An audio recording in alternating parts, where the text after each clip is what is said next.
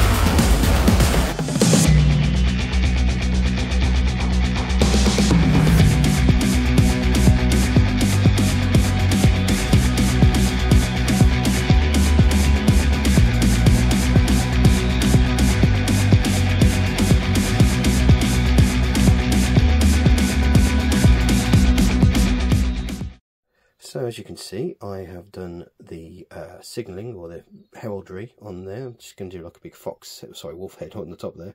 The reason it's orange at the moment is because I'm going to try fade in some yellow in, as I've done with the borders. We are going to muck this up as well, so it's not going to be pretty by the end of it, or as pretty as it is right now. But we'll hopefully get it all done and get on with what we need to do. And I need to stop rambling. Well, my blending ain't that great, but hey, look, it's a learning process for me. So you know, we'll get there in the end. But we're getting there now. We're just going to start doing the or redo the outline, and hopefully we will then be able to start doing the griming. Right, so there's the livery painted. Gets that better into the light. Just kept it simple. The wolf head was something that I thought would look quite cool. But that's about it. So we'll get on with making this thing look dirty now.